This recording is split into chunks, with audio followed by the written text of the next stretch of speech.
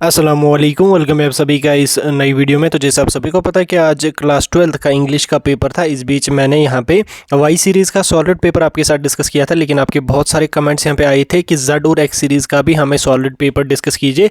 तो आज फिलहाल मैं यहाँ पे अभी इस वीडियो में आपके साथ जेड सीरीज़ का पेपर डिस्कस करने वाला हूँ। किस टाइप के क्वेश्चन आए थे, पेपर को हम अप्रोच करके जो है वो सॉल्व करने की कोशिश करेंगे। वीडियो काफ़ी इंपॉर्टेंट रहेगा, वीडियो को पूरा एंड तक देख लेना। चैनल को भी सब्सक्राइब कर देना, व्हाट्सएप और टेलीग्राम ग्रुप दोनों ज्वाइन कर देना, लिंक दोनों की आपको डिस्क्रिप्शन में मिल जाएगी। तो चलिए वीडियो को शुरू कर लेते, देख लेते हैं यहाँ पे आज के इंग्लिश के पेपर के बारे में। तो पूरा ये पेपर आपका जेड सीरीज का जो है ये सॉलिड आपके साथ डिस्कस करने वाला हूँ मैं। 16 पेजेस पे ये पेपर प्रिंट था।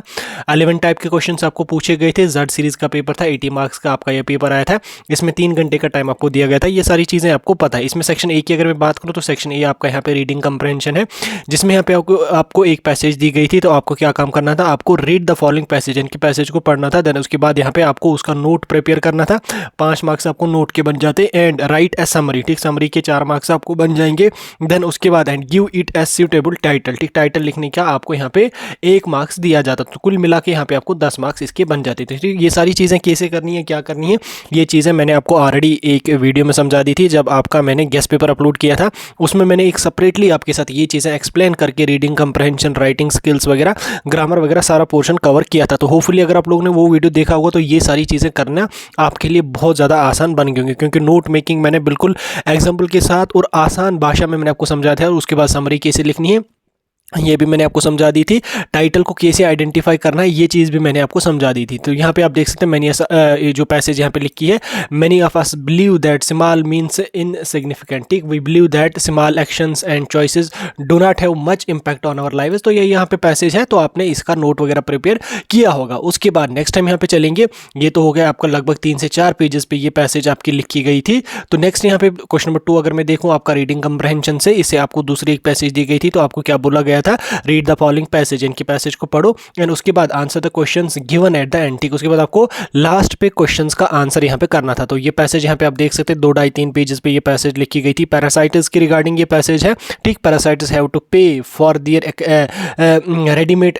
तो ये सारा पैरासाइटिस पे ही यहाँ पे लिखा है। हम क्वेश्चंस पे डायरेक्ट चलेंगे, पैसेज पढ़ने में बहुत ज़्यादा टाइम वेस्ट हो जाएगा, उतना टाइम आपके पास भी नहीं है, हमारे पास भी नहीं है। तो पहला यहाँ पे क्वेश्चन है, यहाँ पे आप देख सकते हैं what does man acquire a parasitic characteristics, ठीक, when does a man acquire a parasitic characteristic. ये आपको पहले 2 या 3 लाइंस के अंदर अंदर इसका आंसर मिलेगा। तो इसको हम यहाँ पे ज़्यादा डिस्कस नहीं करेंगे, हम उन क्वेश्चंस को डिस्कस करेंगे जो डिस्कस करने के लायक हैं। दूसरा क्वेश्चन यहाँ पे है, as per this paragraph whose cells have attend a certain perfection, ठीक। तो यहाँ पे हमारा आ जाएगा 20, क्योंकि हम यहाँ पे अगर ऊपर पैसेज को यहाँ पे पढ़ेंगे, मैंने हाईलाइट करके भी यहाँ पे रखा है एक जगह पे। तो यहाँ पे आप देख लो इस तीसरी लाइन को, the bees for million years have been unable to get beyond the pattern of their lives. तो इसको अगर आप आगे चल के पढ़ लोगे तो आपको यहाँ पे बीज का ही पता चल जाएगा, ठीक, बीज और ह्यूमंस यहाँ पे आप इसको समझ सकते हैं। तो नेक्स्ट यहाँ पे हम नीचे चलेंगे अगले क्वेश्चन की ओर। अगला क्वेश्चन यहाँ पे आपका पूछा गया है विक्चुअल्स मीन्स, ठीक, विक्चुअल मीन का मतलब क्या होता है, ये होता है सप्लाईज ऑफ फूड, ठीक। ये आपका राइट आंसर इसके लिए रहने वाला है।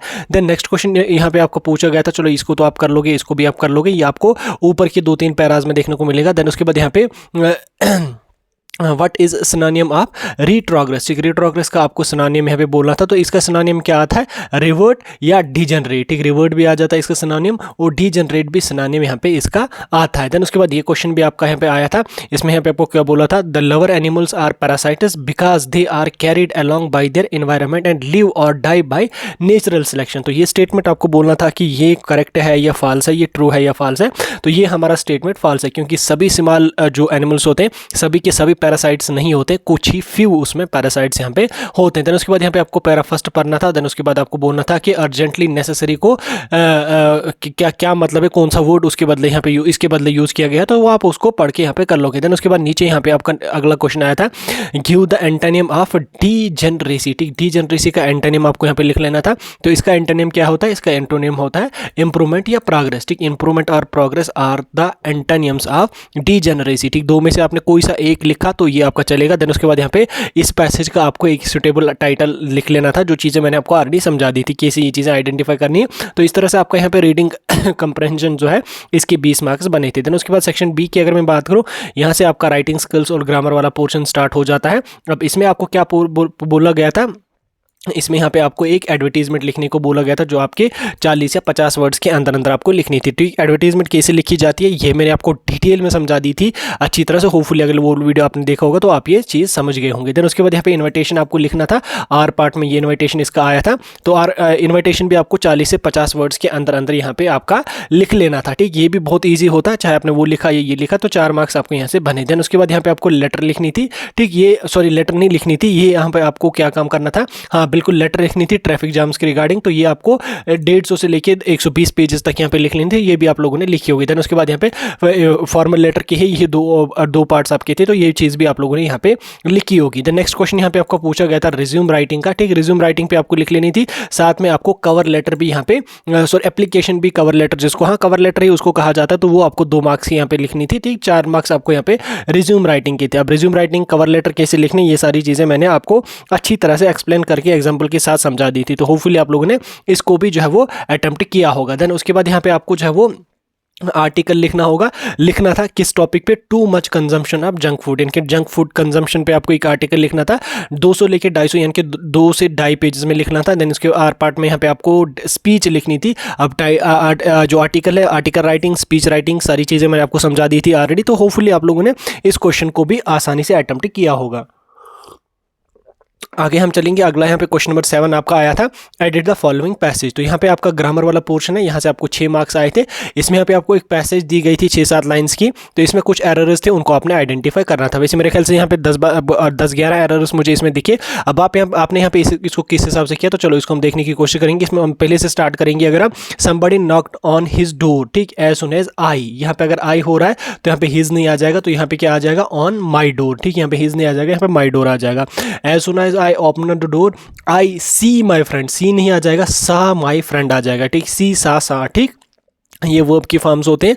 होपफुली आप लोगों ने वर्ब अगर पढ़ा तो ये चीज़ आपको पता। आई सा माई फ्रेंड स्टैंडिंग दियर, ठीक, I was delighted and welcome him inside. ठीक ठीक, यहाँ तक है। He has come to invite me, he had to come to invite me on the marriage of his sister. On the marriage नहीं आ जाएगा, on के बदले पे आ जाएगा for the marriage of his sister next week. ठीक, it was took place, ठीक, it was to take place, ठीक, टुक नहीं आ जाएगा, take place in the near by banquet hall. ठीक, I accept the invitation and thanks him for the same, thanks नहीं आ जाएगा, थैंक आ जाएगा, THANKED यहाँ पे आ जाएगा। तो ED का इस्तेमाल हम थैंक के साथ करेंगे, तो थैंक आ जाएगा यहाँ पे। My mother served us with tea and some snacks. ठीक, विद नहीं आ जाएगा यहाँ पे, my mother served us, tea and some नहीं आ जाएगा, SUM नहीं आ जाएगा, SOME यहाँ पे आ जाएगा, टी एंड सम स्नैक्स। ठीक, विद को अगर यहाँ पे ठीक भी रखोगे आप, लेकिन सम यहाँ पे ठीक नहीं आ जाएगा, तो यहाँ पे आपका आ जाएगा माई mother served us tea and snacks. ठीक, सम भी यहाँ पे नहीं आ जाएगा और विद भी यहाँ पे नहीं आ जाएगा, SOME यहाँ पे आ जाएगा। ठीक, देन उसके बाद नेक्स्ट यहाँ पे है he left soon as he had to visited. ठीक, ही हैड टू विजिटेड नहीं आ जाएगा, he had to visit some other peoples. ठीक, to the same purpose, to the same purpose नहीं आता है, फॉर द सेम पर्पज। ठीक, इस तरह से आपने यहाँ पे इस चीज़ को जो है, इस पैसेज को यहाँ पे आपने एडिट करना था। ठीक, होपफुली ये भी आप लोगों ने एडिट किया होगा। इसके 6 नहीं, इसके 8 मार्क्स आपको थे। ठीक, वैसे मेरे ख्याल से इसमें 8 ही एरर्स होने चाहिए, बट मुझे यहाँ पे 11 एरर्स इसमें दिखे, तो मेरे ख्याल से ये इसमें 11 एरर्स ही हैं। ठीक, 8 नहीं, 8 से ज़्यादा एरर्स इसमें हैं। बहरहाल आप लोगों ने इसको ठीक करके ही लिखा होगा, तो मुझे उम्मीद है। तो अगला यहाँ पे आपका यहाँ पे एक पोइटिक एक्सट्रैक्ट दिया गया है लगभग 4 से 5 लाइंस का। देन उसके बाद आपको 4 क्वेश्चंस का यहाँ पे आपको आंसर लिखना था, तो 4 मार्क्स आपको यहाँ पे बने। इसमें यहाँ पे हु इज़ क्वेश्चन नंबर 1 है यहाँ पे, who is the aunt afraid for. ठीक, तो वो किससे डरती है, तो वो अपने पेरेंट्स और सोसाइटी से। देन उसके अपने हस्बैंड और सोसाइटी से। दूसरा यहाँ पे आपका what do the tiger represent here. तो टाइगर इस एक्सट्रैक्ट को पढ़ने के बाद किस चीज़ को रिप्रेजेंट करते हैं, तो टाइगर किस चीज़ को रिप्रेजेंट करते हैं, तो वो आप लोगों ने यहाँ पे लिखा होगा। टाइगर क्या होता है, मतलब जो बेइंतहा बहादुर होता है, जिसपे किसी चीज़ का प्रेशर नहीं होता, तो उसी चीज़ को ये यहाँ पे रिप्रेजेंट यहाँ पे करता है। देन नेक्स्ट क्वेश्चन यहाँ पे आपका, how has Mrs Jennifer failed in her aim. ठीक, मिसेज जेनिफर क्या चाहती थी कि वो टाइगर की तरह रहना चाहती, यानी कि उसको सोसाइटी का, फैमिली का, हस्बैंड का कोई भी प्रेशर नहीं होना चाहिए, बट अनफॉर्चुनेटली जो है वो उस ट्रैप में फंस गई। ठीक, वो उससे बाहर निकल नहीं पाई। ठीक, नेक्स्ट क्वेश्चन यहाँ पे आपका है, name the poetic device used in second line. Second line जो ऊपर यहाँ पे है, कौन सी सेकंड लाइन, ये still ringed with audials she was mastered by, तो ये यहाँ पे आई थिंक मेटाफर है, कुछ यहाँ पे पर्सनिफिकेशन भी बोलते हैं लेकिन ये मेटाफर यहाँ पे है, ठीक। ये आपका पोएटिक डिवाइस यहाँ पे मेटाफर है, ठीक। इसी तरह से यहाँ पे ये चीज़ आपको कंप्लीट हो गई। देन उसके बाद नीचे यहाँ पे आपको लिटरेचर वाला पोर्शन स्टार्ट हो गया। इसमें यहाँ पे आपको 2 क्वेश्चन अटेम्प्ट करने थे। एक यहाँ पे आपका माई मदर एट 66 वाले पोइम से था। देन उसके बाद कीपिंग क्वाइट वाले पोइम से था। रोड साइड स्टैंड से, ठीक। इसके यहाँ पे आपको 3 मार्क्स थे, ठीक। 6 मार्क्स आपको कुल मिला के 2 क्वेश्चन ही अटेम्प्ट करने थे आउट ऑफ 3। देन उसके बाद फिर से 3 क्वेश्चन आपको आउट ऑफ 5 क्वेश्चन अटेम्प्ट करने थे, तो इनके यहाँ पे आप लोगों को जो है वो 9 मार्क्स बनेंगे। देन उसके बाद नीचे यहाँ पे आपको 1 क्वेश्चन अटेम्प्ट करना था 6 मार्क्स वाला।